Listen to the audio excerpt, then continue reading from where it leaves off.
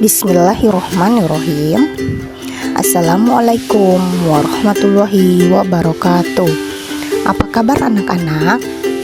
Alhamdulillah, luar biasa. Allahu Akbar. Yes. Ya, sebelum belajar, marilah kita berdoa. Ada berdoa. Tangan diangkat, kepala ditundukkan. A'udzu billahi minasyaitonir rajim. Bismillahirrahmanirrahim.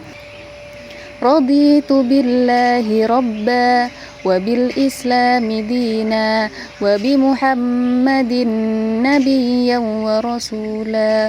Rabbi zidni ilma warzuqni fahma. Ya, hari ini kita akan belajar tematik tema 5, pengalamanku, subtema 1, pengalamanku di rumah dengan muatan pelajaran matematika, yaitu alat ukur benda dan satuannya. Ya, di sini ada 3 alat ukur benda. Yang pertama yaitu penggaris, yang kedua jangka sorong, yang ketiga meteran. Ya, penggaris satuannya adalah cm atau cm. Kemudian yang kedua jangka sorong satuannya adalah mm atau milimeter. Yang ketiga meteran satuannya adalah cm atau sentimeter. Oke, perhatikan halaman selanjutnya. Di sini ada penggaris. Perhatikan gambarnya.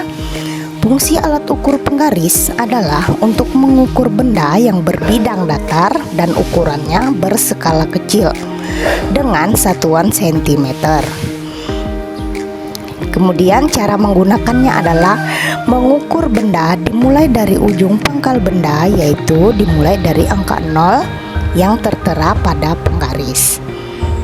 Nah, ini ada contohnya di buku paket kalian halaman 7. Dan cara mengukur pensil menggunakan penggaris. Ya, kemudian yang kedua adalah jangka sorong. Jangka sorong ini ada 2, ada yang digital dan ada juga yang manual. Perhatikan gambarnya ya. Oke, fungsi alat ukur jangka sorong dapat digunakan untuk mengukur panjang garis tengah atau kedalaman benda-benda yang berbentuk lingkaran atau bulat dengan satuan milimeter. Cara menggunakannya adalah mengukur benda dimulai dari angka 0, yaitu pada ujung pangkal benda yang tertera pada jangka sorong. Kemudian perhatikan halaman selanjutnya. Ini ada di buku paket kalian tentang percakapan benda yang dibawa oleh seorang anak dengan ayahnya. Ya, kemudian ada contoh jangka sorong. Itu mengukur cincin. Alat ukur panjang lainnya yang sering digunakan sehari-hari adalah jangka sorong. Jangka sorong biasanya digunakan untuk mengukur panjang garis tengah benda. Contoh seperti kelereng, pensil, mur, dan cincin. Nah, di sini contohnya adalah mengukur cincin. Yaitu, oke, halaman selanjutnya.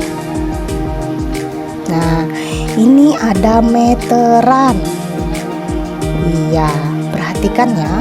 Fungsi alat ukur pada meteran dapat digunakan untuk mengukur panjang benda yang lebih dari 30 cm dengan satuan cm. Cara menggunakannya sama, yaitu mengukur benda dari ujung pangkal benda yang dimulai dari angka 0 yang tertera pada meteran. Nah, itu ada contoh pengukuran meteran. Selain menggunakan penggaris, kita juga dapat menggunakan meteran. Nah, di sini ada di buku paket kalian contoh mengukur piano, ya.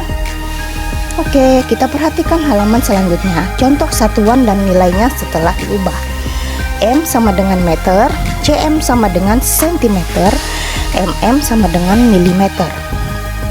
Perhatikan contohnya. M ke cm, meter ke sentimeter.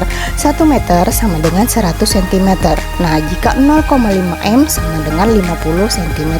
Nah, alat ukur penggaris, meteran, dan jangka sorong yang sudah Ibu jelaskan fungsi dan satuannya. Maka kalian bisa mengerjakan tugas yang ada di buku paket. Perhatikan tugasnya halaman 8 dan 9 yaitu pengukuran dengan pengaris.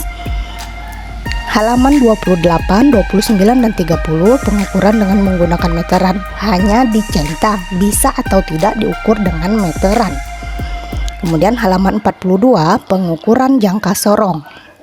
Bisa tidak diukur dengan jangka sorong. Dan halaman 62, 63, dan 64 menyebutkan alat ukur yang bisa digunakan untuk mengukur benda pada halaman 62, 63, dan 64 di buku paket kalian. Oke, sekian materi pelajaran matematika dari Ibu hari ini. Kita belajar alat ukur serta fungsinya dan juga satuannya. Selamat mengerjakan tugas. Terima kasih sudah menyimak video Ibu. Kurang dan lebihnya Ibu mohon maaf. Wassalamualaikum warahmatullahi wabarakatuh.